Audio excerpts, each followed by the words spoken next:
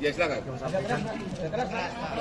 Baik, saya adalah orang tua daripada korban, yang mana saya punya kewajiban untuk menjaga hak hidup daripada anak saya. Ya. Dan ketika terjadi hal seperti itu, anak saya meninggal dengan keadaan yang memang perlu mungkin saya ambil langkah-langkah untuk mencari penyebab daripada meninggalnya, karena luka-lukanya yang saya lihat seperti ada hal-hal atau mungkin perbuatan-perbuatan lain, sehingga hati saya terketuk sebagai orang tua untuk mencari penyebabnya. Ya. Dan kebetulan ada orang yang melihat dan tanggal 31 Agustus setelah saya datang ke Jalan Perjuangan, di depan SMP 11 bertemu dengan saudara A dan D, dan kemudian dia menyampaikan kalau melihat kejadian tanggal 27. Ya. Saat itu sebagai orang tua saya punya keinginan untuk lebih mencari tahu. Oke, sebelum Bapak mencari tahu, Dede mengatakan di podcastnya si Dedi, katanya Dede itu berbohong, katanya dia berbohong karena Bapak suruh. Dia mengaku-ngaku ada kejadian, benar nggak Bapak yang nyuruh? Itu tidak benar, Pak. Bapak akan laporkan ke polisi? Sudah kita laporkan. Sudah dilaporkan. Siapa yang dilaporkan? Siapa yang dilaporkan? Kita sudah laporkan 3 orang. Yaitu? Oke. Pertanyaan berikutnya. Sesudah Anda mulai lakukan pemeriksaan, yang bikin BAP siapa? Yang bikin penyidik reskrim, Bang. Saya cuma pelapor ketika sudah menggali sebentar 15 menit dan mereka mengakuin, kita serahkan ke reskrim yang melakukan pemeriksaan. Oke. Itu kejadiannya malam-malam.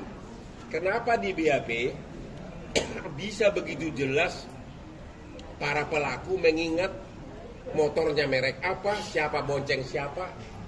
Itu kan udah malam-malam. Kok bisa? Apakah itu rekayasa nggak BAP-nya? Kok bisa? Ada ditulis di BAP ini, si ini bonceng si ini, merek mobilnya ini.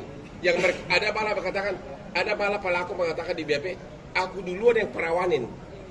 Ada lagi yang mengatakan, maaf, air maninya ketumpah di paha. Kok bisa sampai sedetail itu? Itu direkayasa atau memang begitu pengakuan para korban? Kalau saya sendiri sebagai pelapor tidak ada rekayasa, Bang. Ya. Pada saat kami menggali informasi dari para terpidana, itulah yang saya tuangkan di LP dan berita acara. Kemudian penyidik reskrim melakukan pengembangan terhadap para terpidana tersebut yang dituangkan di berita acara. Maksud saya, apa mereka waktu itu dalam keadaan mabuk pelaku itu? Tidak, Bang. Mereka sehat. Gue batu gara-gara lu ah. Maksud saya gini Pak, kok bisa di BAB dijelaskan, yakin nggak bahwa itu Peggy yang ditangkap adalah Peggy yang kemarin? Keyakinan tentunya di penyidik, Bang, ya. Bapak sendiri pribadi? Kan Egy sama Dede kan ngadu ke Bapak kan? Jadi menurut Bapak gimana? Peggy sama Dede. Bukan? Aib sama Dede. Jadi Aib. siap. Aib sama Dede kan sumber dari Bapak. Betul. Pertanyaannya ada 3 nih. Yang apa? Fiksi apa namanya? Fiktif. Yaitu siapa? Peggy sama Dani. Ya terutama Peggy dulu. Menurut Bapak itu Peggy yang kemarin dia di pra peradilan atau bukan? Bicara keyakinan, karena yang saya tahu hanya nama-nama yang disebut para terpidana, Bang. Disebutkan terpidana. Kemudian terpidana tersebut dilakukan pengembangan pemeriksaan sama penyidik. Ya. Mungkin penyidik yang lebih jelas, Bang. Oh begitu. Siap.